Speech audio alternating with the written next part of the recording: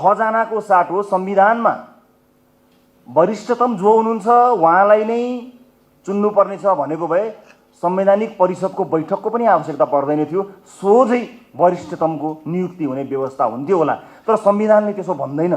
सरकारले असंवैधानिक काम गर्यो, गैर संवैधानिक काम गर्यो, संविधान मिच्यो, विधि मिच्यो भनेको हामीले सुनेका छौँ। साथीहो, राजनीतिक रूपमा यो संविधान बन्दा रासोपाको राजनीतिक उपस्थिति थिएन। संविधान बनिसकेको अवस्थामा, त्यो अभ्यासमा गइसकेको अवस्थामा राजनीतिक रूपमा रासोपाको उदय भएको हो। संविधानका अक्षरहरू उहाँहरूले लेख्नुभयो होला, तर त्यसको भावना रासोपाले प्रतिनिधित्व गरिरहेको छ। समावेशिता उहाँहरूले अक्षरमा लेख्नुभयो, 33% महिलाहरूलाई दिन्छौँ भनेर उहाँहरूले अक्षरमा लेख्नुभयो, तर त्यसलाई पालना त आफ्नो मन्त्रीमण्डल मार्फत रासोपाले गरिरहेको छ नि। समावेशिताका मुद्दाहरू, समावेशिताका अक्षरहरू संविधानमा लेखियो होला, तर त्यसको मर्म र त्यसको व्यवहारमा उतार्ने काम त सीतावादीहरूलाई मन्त्री परिषदमा लगेर रासोपाले गरिरहेको छ होला नि। त्यो पूर्ण होइन, त्यो पूर्ण होइन। हामीले पनि गरिसकेका छैनौँ, तर हुन दिन्छौँ।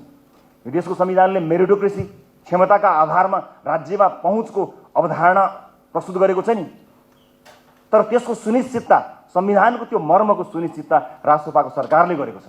संवैधानिक परिषद र प्रधान न्यायाधीशको नियुक्तिका विषयमा चर्चाहरू चलिरहेको कुरालाई लिएर मूर्धन्य मानिसहरूले, विभिन्न राजनीतिक दलका मानिसहरूले समेत यो असंवैधानिक भयो, अभ्यास यस्तो थिएन, परम्परा यस्तो थिएन, यो परम्पराभन्दा बाहिर गयो भनेको सुनियो। मलाई एकजना कसैले भनियोस् कसरी असंवैधानिक भयो।